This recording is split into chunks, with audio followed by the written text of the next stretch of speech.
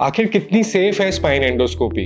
क्या हम spine endoscopy से नॉर्मल सर्जरी को रिप्लेस कर सकते हैं? स्पाइन एंडोस्कोपी एक सर्जिकल प्रोसीजर है, बट ये एक मिनिमल इन्वेजिव सर्जिकल प्रोसीजर है। पुराने जमाने में जैसे बड़ी सर्जरीज होती थी तो पेट काट के गॉल ब्लैडर बाहर निकाला जाता था। अभी आप सब लोग जानते हैं कि दूरबीन से गॉल ब्लैडर को बाहर निकाला जाता है, जिसको लैप्रोस्कोपी बोलते हैं। इसी तरीके से स्पाइन में एंडोस्कोप आ गया है। स्कोप का मतलब कैमरा, एंडो का मतलब बॉडी के अंदर।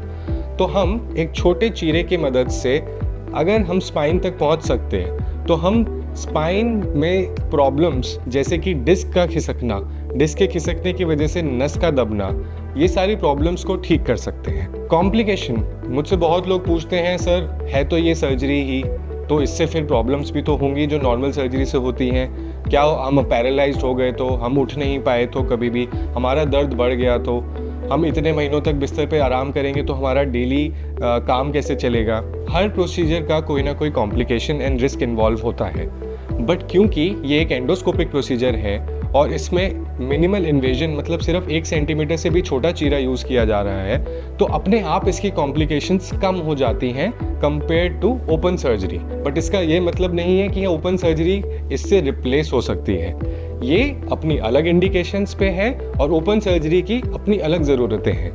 पर हाँ, जिस केस में हमें सिर्फ डिस्क का दबाव हटाना है नस के ऊपर से, वहाँ स्पाइन एंडोस्कोपी एक रिलेटिवली सेफ प्रोसीजर है, क्योंकि वो बहुत लेस इन्वेसिव है और वो एनेस्थीसिया के साइड इफ़ेक्ट से हमें बचाता है, क्योंकि इसमें पूरी बेहोशी देने की बिल्कुल भी ज़रूरत नहीं है।